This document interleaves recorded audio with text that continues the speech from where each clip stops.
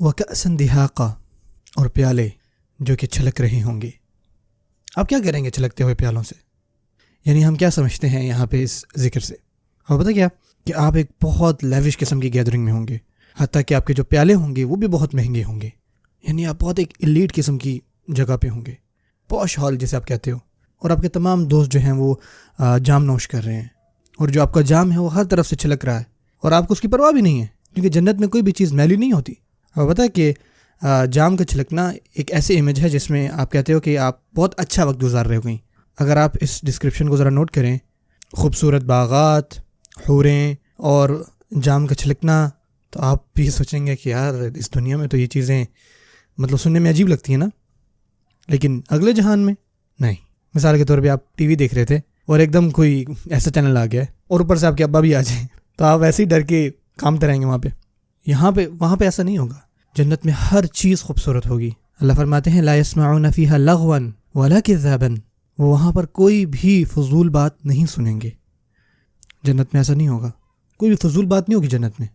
ایسا نہیں ہے کہ ہم وہاں پہ صرف بزنس کی باتیں کر رہے ہوں گے کہ یار کیا خوبصورت مالٹا ہے یہ، اس کا ذائقہ تو بہت اچھا ہوگا، ٹھیک ہے۔ جنت میں ایسا مطلب کچھ بھی بورنگ نہیں ہوگا جنت میں۔ اور بتائیں جو لغو ہے اس کا مطلب ہوتا ہے جس کی کوئی ضرورت نہ ہو، کوئی مقصد نہ ہو، یعنی جو بھی آپ جنت میں جس چیز کی بھی بات کریں گے نا اس کے پیچھے کوئی نہ کوئی مقصد ہوگا، آپ وہاں پہ ٹائم پاس کرنے کے لیے نہیں بولیں گے۔ آپ کو پتہ ہے لغو کیا ہوتا ہے؟ آپ پتہ ہے جب دو فیملیز ایک ساتھ ملتے ہیں لیٹ سے رشتے کے لیے، تو کیا ہوتا ہے وہاں پہ، اور وہ دونوں ایک ساتھ بیٹھے ہوئے ہیں اور ان کو پتہ نہیں کہ کیسے بات شروع کرنی ہے، تو ایک دم کوئی کہتا ہے کہ اچھا مجھے بتائیں کہ لاہور میں موسم کیسا ہے، سنا ہے کہ وہاں پہ میٹرو شیٹرو بن رہی ہے۔ دیکھیں اب آپ وہاں پہ میٹرو کی بات تو کرنے نہیں آئے تھے نا، آپ کی جو اورنج ٹرین ہے وہ تو تھوڑی سی رک جاؤ یار۔ آپ کیا کرتے ہو، چھوٹی چھوٹی باتوں سے نا بات شروع کر رہے ہوتے ہو، اور دوسرے لوگ وہاں بیٹھ کے یار سوچو یار پتہ نہیں کب مین بات ہوگی، آپ سوچ رہے ہوتے ہیں کہ یار آپ یہاں پہ موجود ہی کیوں، آپ آئی کیوں دنیا میں، اور کیسی وقت رکا ہوا ہے۔ ایسا کوئی بھی کانسیپٹ نہیں ہوگا جنت میں، کوئی بھی آپ کہہ لیں آپ بور نہیں ہونے والے جنت میں۔ لا يسمعون فيها لغوا ولا كذابا، وہاں پہ وہ کوئی بھی جھوٹ نہیں سنیں گے یا کوئی بھی بری بات نہیں سنیں گے، خاص کر اسلام کے بارے میں جو ہوتی تھی اس دنیا میں، وہ دل کو دکھا دینے والی باتیں جو قرآن کے حوالے سے لوگ کہتے تھے یا مومنین کے بارے میں، یہ جو جتنا بھی کذاب ہے نا یہ سب ختم ہو جائے گا۔ اور یہ آپ نے پیچھے بھی پڑھا، وہ کہتا ہے وہ بھی آیاتنا کذابا، اب ایسا کچھ نہیں ہونے والا وہاں پہ، کہ اس دنیا میں بھی گیدرنگز ہوتی ہیں جہاں پہ جام چھلکتے ہیں، جہاں پہ خوبصورتی ہے، جہاں پہ عورتیں ہوتی ہیں یا جو بھی ایسی چیزیں ہوتی ہیں، لیکن وہاں پہ کیا ہوتا ہے، اسلام کے خلاف بولا جا رہا ہوتا ہے، اور بعض اوقات آپ وہاں سے گزرتے ہو یا وہاں پہ موجود ہوتے ہو اور آپ کا مذاق اڑایا جا رہا ہوتا ہے، تو اللہ فرماتے ہیں کہ اللہ تعالیٰ تمام خوبصورت چیزیں رکھیں گے جنت میں، اور اس طرح کی جو باتیں ہوتی تھی دنیا میں وہ جنت میں نہیں ہوں گی۔ جزاء من ربک، یہ ہے جزا آپ کے رب کی طرف سے۔ یہاں پہ من ربک کا اعلان ہے، وہ ڈیزرو نہیں کرتے، آپ کرتے ہیں ڈیزرو۔ اور آگے بھی اللہ فرماتے ہیں عطاء، یہ ہے عطا اللہ کی طرف سے، یعنی آپ جتنا ڈیزرو کرتے تھے اس سے بھی زیادہ آپ کو دیا جائے گا۔ عطاء حسابا، عطاء حسابا کا مطلب ہوتا ہے کہ ایسی عطا جس کا کوئی حساب کتاب نہیں ہے۔ ایسا نہیں ہوگا کہ اللہ تعالیٰ دیکھیں گے آپ نے کتنی نیکیاں کی، اچھا آپ کو اتنے میں جو ہے وہ پیالے دے رہا ہوں۔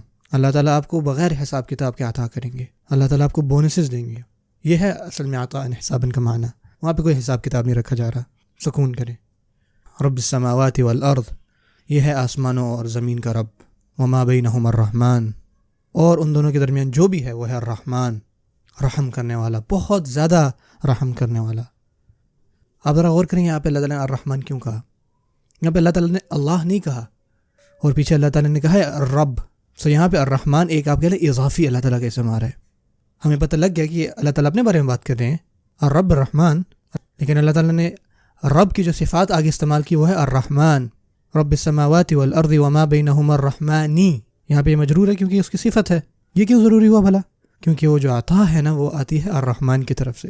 اللہ فرمایا جب انہوں نے آسمان کو بنایا نا وہ الرحمن تھے، جب انہوں نے زمین بنائی وہ الرحمن تھے، یہ ان کی صفت آ رہی ہے، اور جو بھی انہوں نے اس کے درمیان میں رکھا وہ الرحمن نے رکھا، اللہ تعالیٰ کی اس صفت نے۔ اور جب اللہ تعالیٰ آپ کو جنت میں داخل کریں گے اور آپ کو جام دیں گے تو وہ الرحمن ہوں گے۔ یعنی اللہ تعالیٰ کا جو مقصد ہے اس تمام تخلیق کو پیدا کرنے کا وہ یہی ہے کہ آپ اپریشیٹ کریں اللہ تعالیٰ کی رحمت کو۔ اللہ تعالیٰ یہ نہیں چاہتے کہ ہم جہنم میں جائیں، اللہ تعالیٰ چاہتے ہیں کہ آپ کو پتہ لگے کہ اللہ تعالیٰ کتنے رحمان ہیں۔